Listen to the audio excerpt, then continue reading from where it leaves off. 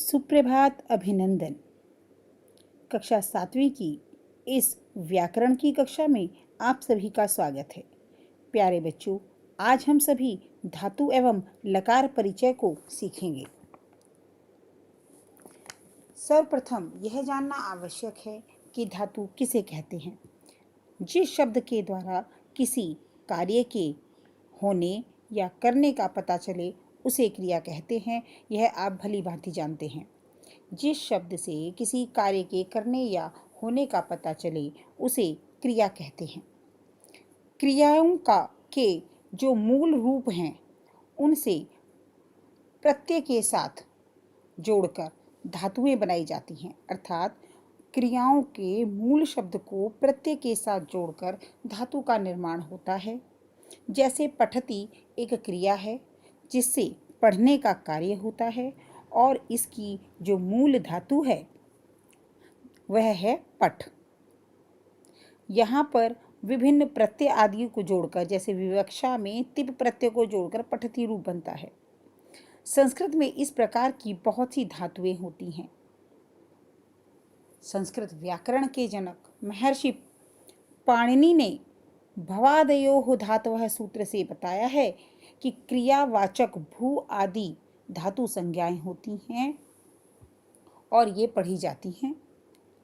अब हमारे पाठ्यक्रम के अंतर्गत परस्मयी पद और आत्मनेय पद दो प्रकार की धातुएं होती हैं और 5 प्रकार के लकार हम अपने पाठ्यक्रम में पढ़ते हैं, जिनमें मुख्य रूप से लट लकार, जिसे वर्तमान काल कहा जाता है, लृट लकार, लंग लकार, लोट लकार और विधिलिंग होता है।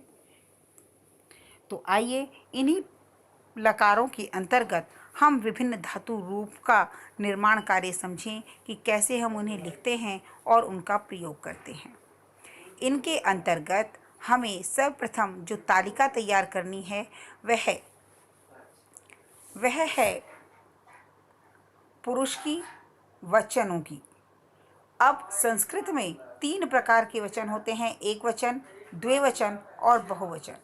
और इसी प्रकार पुरुष भी 3 होते हैं, प्रथम पुरुष, मध्यम पुरुष और उत्तम पुरुष। दृश्य धातु, जैसा कि हम अब तक पढ़ते आए हैं कि हमने देखा कि पठ मूल रूप वाली धातु को जब हम लट लकार में लिखते हैं तो पठती, पठतय, पठंती। धाव को लिखते हैं तो धावती, धावतय, धावंती। लेकिन दृश्य धातु के अंतर्गत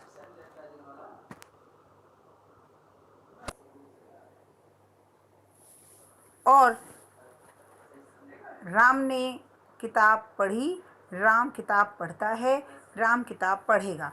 अब वाक्य के अनुसार हम इसे बनाते हैं। राम ने किताब पढ़ी, राम है पुस्तकम अपठत। अब अगर हम यहाँ पर दृश्य धातु समझ रहे हैं तो उसी के अंतर्गत वाक्य को समझते हैं। जैसे राम देखता है, राम है पश्यति। राम देखेगा, राम है द्रक्ष्यति। राम ने देखा, राम है अपश्यत। ठीक है। इसी प्रकार विधिलिंग चाहिए के अर्थ में और लोट लकार आज्ञावाचक के अर्थ में प्रयोग किए जाते हैं। ठीक है।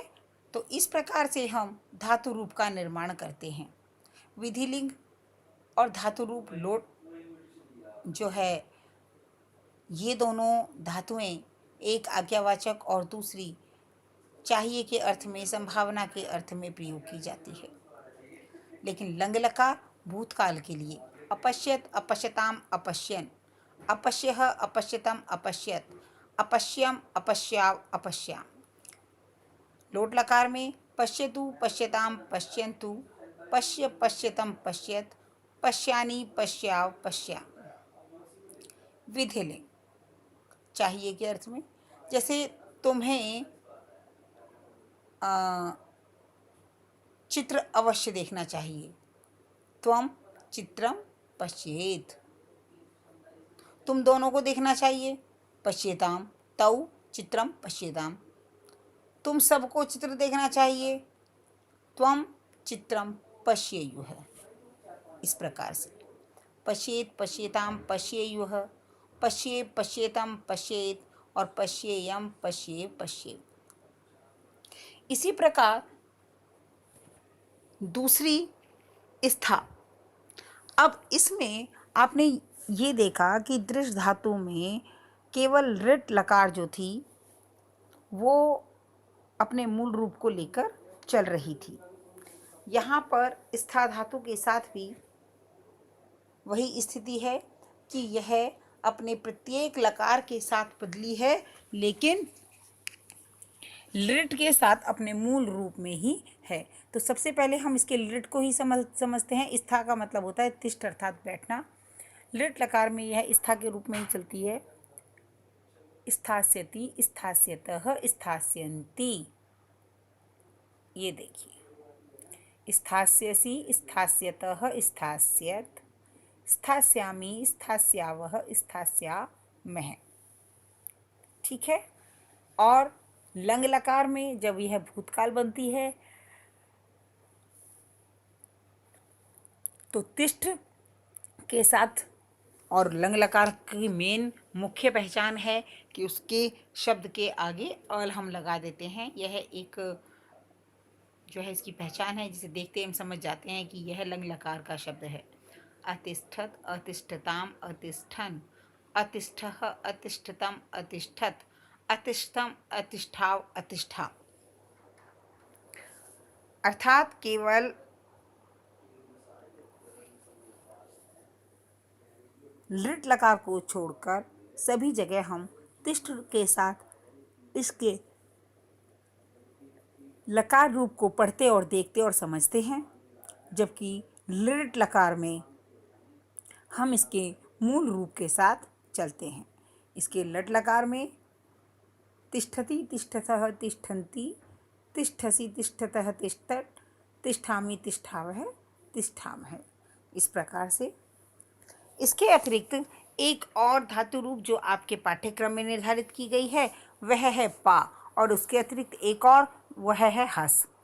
पा में भी, पा धातु रूप के अंतर्गत भी यह पा धातु पीने के अर्थ में आती है, और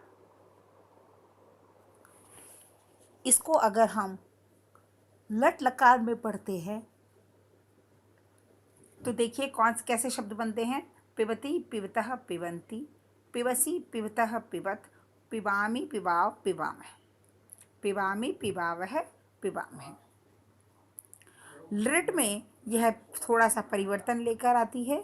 पास्यति, पास्यतः, पास्यन्ति, पास्यसि, पास्यतः, पास्यत, पास्यामि, पास्यावः, पास्यामः।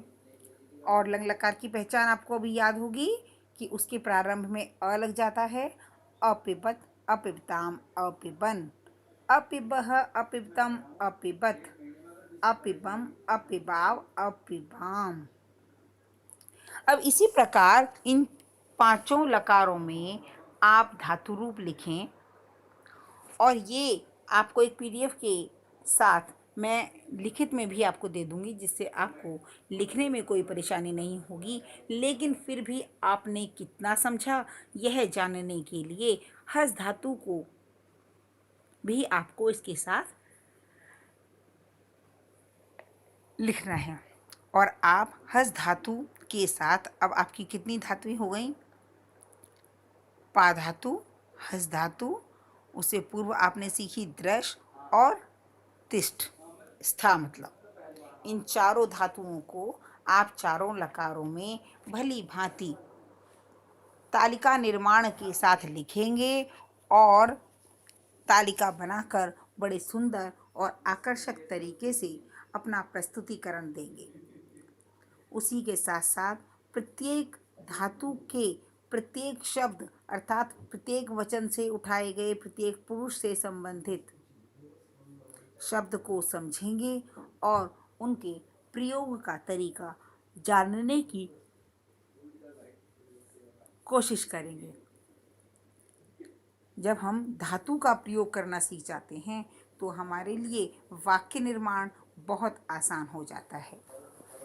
इसीलिए इन्हें बड़े ध्यान से वचनानुसार हम प्रयोग करते हैं।